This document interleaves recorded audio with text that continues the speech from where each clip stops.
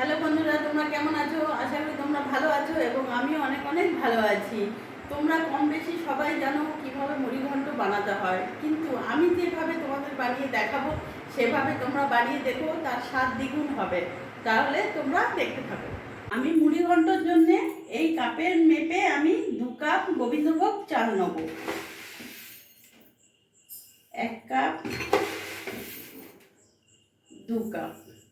এবার এটাকে আমি ভালো করে ধুয়ে নেব।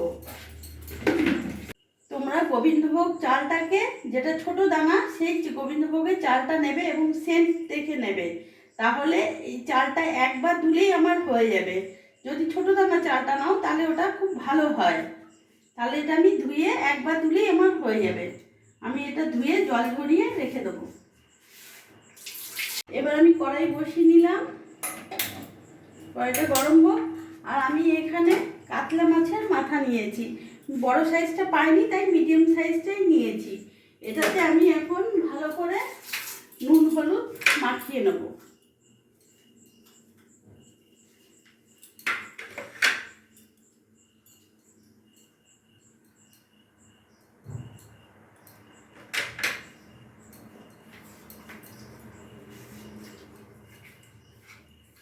আমি মাছের মাথাগুলো নুন হলুদ মাখিয়ে নিয়েছি। আর মুড়ি ঘন্টর জন্য আমি উপকরণ নিয়েছি, এটা আছে নুন, এটা গরম মশলা, হলুদ, জিরে গুঁড়ো, এটা হচ্ছে জিরে, ধনে, মৌরি, শুকনো লঙ্কা একটু ভাজা নিয়েছি, এটাতে আমার আদা রসুন পেঁয়াজ বাটা আছে, আর এটাতে আমার শুকনো লঙ্কা, জিরে, গোটা গরম মশলা, দারচিনি, এলাচ নিয়েছি, আর 2-3টে আমি তেজপাতা নিয়েছি।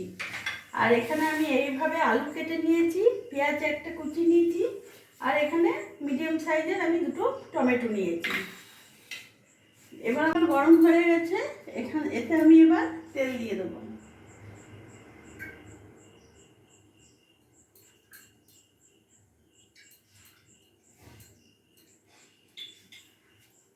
আমার গরম হয়ে গেছে, এবার আমি এক এক করে মাছের মাথাগুলো ছেড়ে দেবো।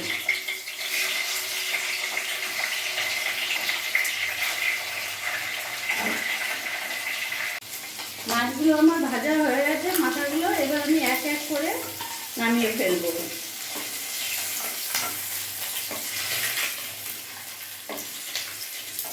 এই একই তেলের মধ্যে আমি আলুগুলো ভেজে নেব।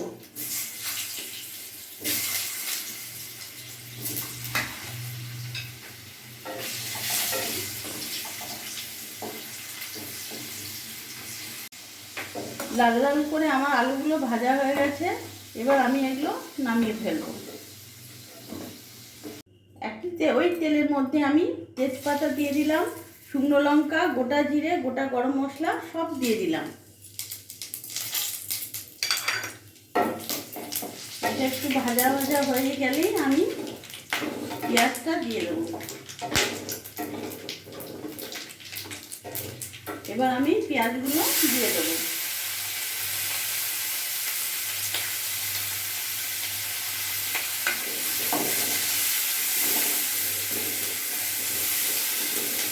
ভাজা হবে, কাঁচা গন্ধটা চলে যাবে, তারপরে আমি এক এক করে মশলাগুলো দেবো।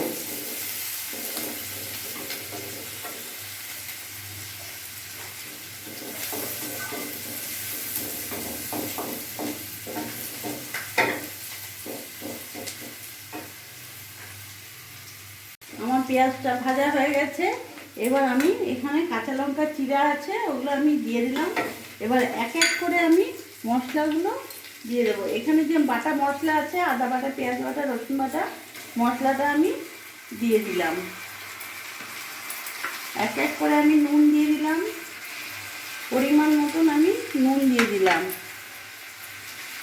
1/2 চামচ আমি হলুদ দিয়ে দিলাম, জিরে গুঁড়ো দিয়ে দিলাম 1/2 চামচ। এবার এটা ভালো করে নেড়ে নেব।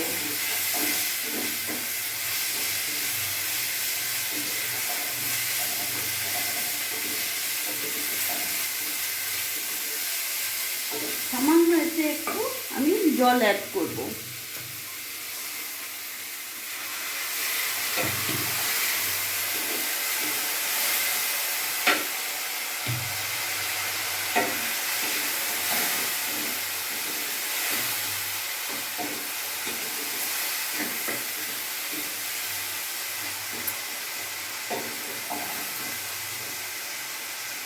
কাটা যে টমেটো রয়েছে, টমেটো কুচিগুলো আমি দিয়ে দিলাম। এবার একটু ভাজা পর্যন্ত আমি একটু নাড়বো, যাতে কাঁচা গন্ধটা আমার চলে যায়।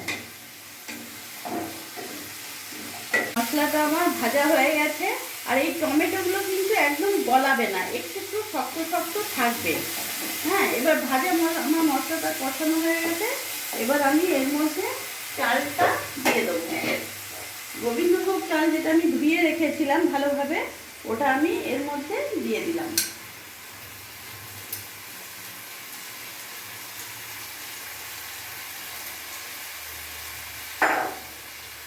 এবার ভালো করে আমি নেড়ে নেব।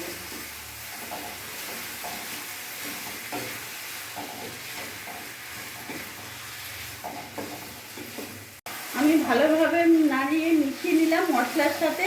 এবার যে আলুগুলো আমি ভেজে রেখেছিলাম ওইগুলো আমি দিয়ে দিলাম।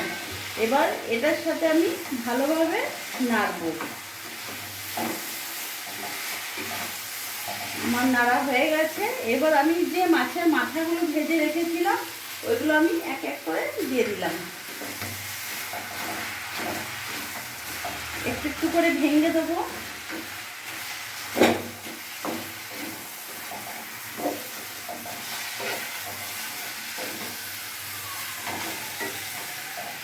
আমার ভালোভাবে মশলাটা মাখানো মাছের মাথাগুলো সবসময় ভালোভাবে মিশিয়ে আমি ভেজে নিয়েছি। এবার যে পরিমাণে আমি চাল দিয়েছিলাম, এই কাপ মেপে 2 কাপ, এই 2 কাপ মেপে আমি 4 কাপ চাল দেবো, জল দেবো। সরি, 1 কাপ, 2 কাপ, 3 কাপ,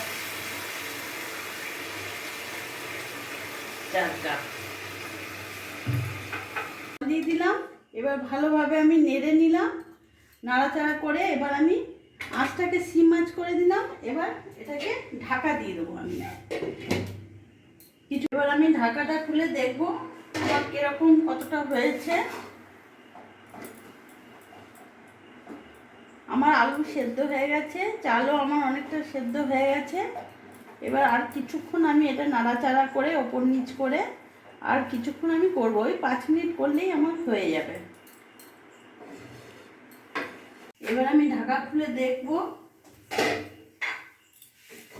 আমার একেবারে এটা হয়ে গেছে। এর মধ্যে আমি এখন ওপর থেকে একটু চিনি ছড়িয়ে দেবো। 1/2 চামচ চিনি আমি ছড়িয়ে দিলাম এর মধ্যে। চিনি ছড়িয়ে দিয়ে ভালোভাবে আমি মিক্স করে নিলাম। এবার এর মধ্যে 1 চামচ ঘি দিলাম।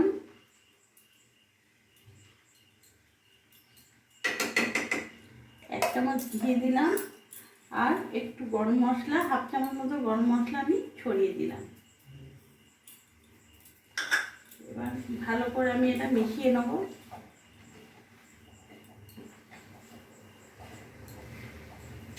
এবার যে আমি ভাজা মশলাটা করে রেখেছিলাম এর মধ্যে এটা আমি একটু ছড়িয়ে দিলাম, হালকা করে এটা আমি ছড়িয়ে দিলাম।